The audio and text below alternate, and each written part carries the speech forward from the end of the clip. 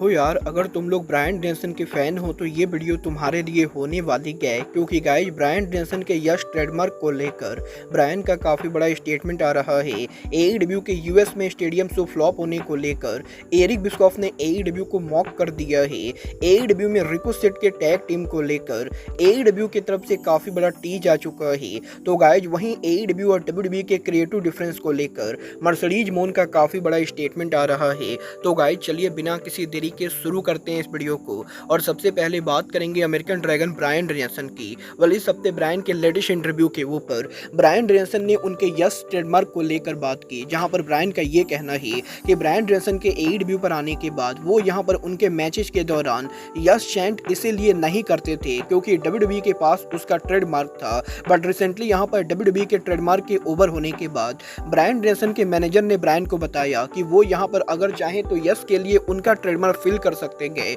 और गाइस यहाँ पर ब्रायन डेनिसन का ये कहना है कि ओरिजिनली वो यहाँ पर यश का ट्रेडमार्क लेना नहीं चाहते थे, क्योंकि ब्रायन का ये कहना है कि वो यहाँ पर उस ट्रेडमार्क को लेकर अब यहाँ पर ज़्यादा यूज नहीं करेंगे और वो यहाँ पर ऑलरेडी उनके करियर के अंदर उस चीज़ को काफ़ी ज़्यादा यूज कर चुके हैं। बट गाइस इसके बाद जब ब्रायन के मैनेजर ने ब्रायन को ये बताया कि यश ट्रेडमार्क को फिल करने के लिए ब्रायन को बहुत ही कम पैसे खर्च करने गए, तो गाइस ब्रायन ने यहाँ पर लो पैसों की वजह से इस ट्रेडमार्क को फाइनली यहाँ पर ले लिया। बट ब्रायन की ये ट्रेडमार्क लेने के बाद ब्रायन यहाँ पर इस ट्रेडमार्क के जरिए ना तो एईडब्ल्यू में कोई मर्चेंडाइज बनवाने वाले गए और ना ही इस ट्रेडमार्क का यूज करके ब्रायन डेनिसन यहाँ पर किसी तरह के पैसे बनाने वाले गए। और गाइस ब्रायन का ये कहना है कि वो यहाँ पर इस ट्रेडमार्क को ले तो चुके गए, पर इस ट्रेडमार्क के बाद उनका यहाँ पर इस चीज को लेकर कोई भी फ्यूचर प्लान नहीं गए। वेल गाइस डेफिनेटली यहाँ पर मुझे ये कहने में कोई भी शक नहीं गए कि Brian Denison arguably wrestling business के one of the all time greatest in ring performer है। बट जब बात आती है रेसलिंग बिजनेस में पैसा बनाने की, तो ब्रायन डेनिसन का माइंड यहाँ पर बैल बुद्धि की तरह है, क्योंकि गाइस लिटरली यहाँ पर ब्रायन डेनिसन के यस मर्चेंडाइज अगर एईडब्ल्यू लॉन्च करते गए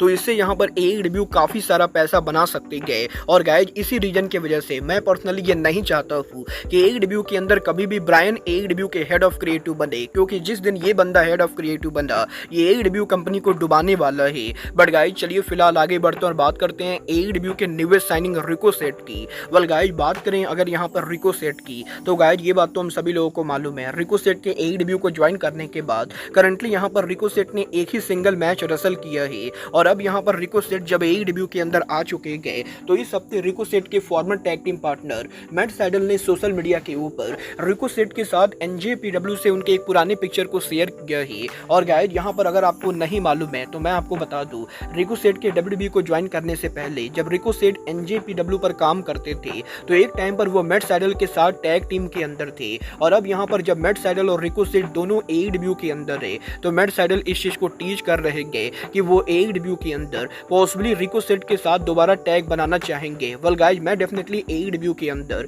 रिको सेट और मैट सैडल को टैग टीम चैंपियन के तौर पर देखना चाहूंगा। बट गाइस चलिए फिलहाल आगे बढ़ते और बात करते हैं एईडब्ल्यू के लेस चैंपियन क्रिस जेरिको की। वेल गाइस इस हफ्ते जेरिको के लेटेस्ट इंटरव्यू के ऊपर क्रिस जेरिको ने एईडब्ल्यू के रोस्टर के ओवर ब्लोटेड होने को लेकर बात की, जहां पर जेरिको का ये कहना है कि वो सोशल मीडिया पर आए दिन ये देखते गए कि सोशल मीडिया के ऊपर रेसलिंग फैंस एईडब्ल्यू के रोस्टर को लेकर कंप्लेन करते गए। बट गाइस जेरिको पर्सनली ये बिलीव करते गए कि एईडब्ल्यू के रोस्टर के अंदर ज्यादा बड़े सुपरस्टार्स का होना इवेंचुअली एईडब्ल्यू के लिए बेनिफिशियल चीज है। क्योंकि गाइस यहाँ पर जेरिको का ये कहना है कि 2019 में जब एईडब्ल्यू कंपनी खुली थी उस समय जेरिको एईडब्ल्यू के सबसे बड़े रेसलर थे। और गाइस जेरिको अगर यहाँ पर उस समय एईडब्ल्यू के किसी शो पर अपीयर नहीं होते तो इससे यहाँ पर एईडब्ल्यू के शो पर बहुत ही बड़ा इम्पैक्ट पड़ता था। बट अब यहाँ पर 5 साल के बाद जब एईडब्ल्यू के अंदर विल ऑस्प्रे, स्वॉर्ब स्टिगलेंड सहित काफी सारे बड़े रेसलर हैं, तो एईडब्ल्यू के अंदर अगर यहाँ पर जेरिको या मॉक्सली जैसा कोई एक रेसलर एईडब्ल्यू के टेलीविजन से कुछ टाइम के लिए ऑफ भी चला जाता है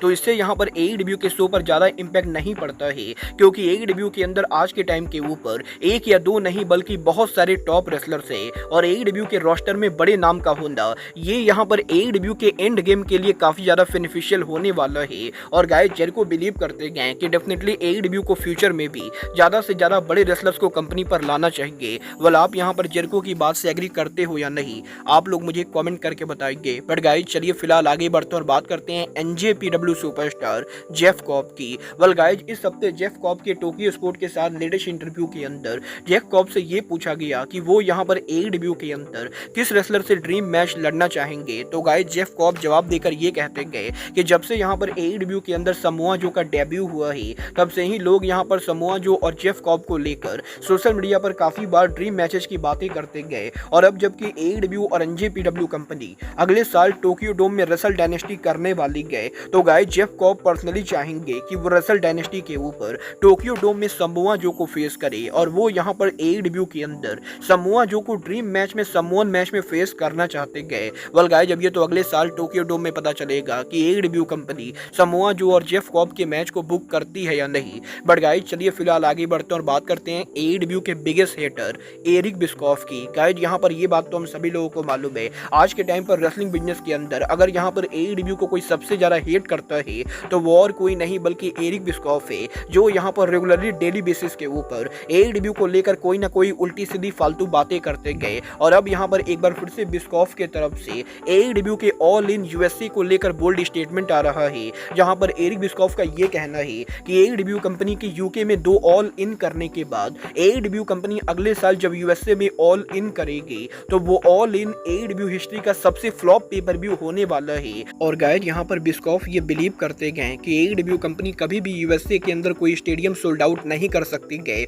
और अगले साल एईडब्ल्यू के टेक्सास में स्टेडियम शो के ऊपर ग्लोब लाइव फील्ड में यहाँ पर एईडब्ल्यू कंपनी 50% क्राउड को भी नहीं ला पाएगी। और गाइस बिस्कॉफ का ये कहना है कि अगर यहाँ पर अगले साल एईडब्ल्यू के ऑल इन के ऊपर स्टेडियम के अंदर 20,000 लोग भी आ जाते गए तो गाइस एरिक बिस्कॉफ यहाँ पर सोशल मीडिया पर सामने से एईडब्ल्यू को एक्नॉलेज करेंगे। मतलब ये तो आने वाला टाइम बताएगा कि एईडब्ल्यू का all in 3 pay per view AEW company sold out करती गए या बिस्कॉफ की बातें सही होती गए। बट गाइस चलिए फिलहाल आगे बढ़ते और बात करते हैं मर्सिडीज मून की। वाले इस हफ्ते मर्सिडीज मून के लेटेस्ट इंटरव्यू के ऊपर मर्सिडीज मून ने एईडब्ल्यू और डब्ल्यूडब्ल्यूई के क्रिएटिव डिफरेंस को लेकर बात की, जहां पर मर्सिडीज मून का ये कहना है कि एईडब्ल्यू और डब्ल्यूडब्ल्यूई के अंदर क्रिएटिव चीजें काफी डिफरेंट तरीके से होती गए। और मून का ये कहना है कि डब्ल्यूडब्ल्यूई के अंदर जब वो काम करती थी उन्हें यहाँ पर बिल्कुल भी आइडिया नहीं होता था कि डब्ल्यूडब्ल्यूई के वीक बाय वीक शो के ऊपर उन्हें यहाँ पर क्या करना है और डब्ल्यूडब्ल्यूई के ऊपर बेसिकली यहाँ पर रेसलर्स को वीकली क्या करना होता है ये यहाँ पर रेसलर्स को हर हफ्ते बताया जाता है। और डब्ल्यूडब्ल्यूई के अंदर जब भी किसी रेसलर को इस हफ्ते के शो पर काम करना होता है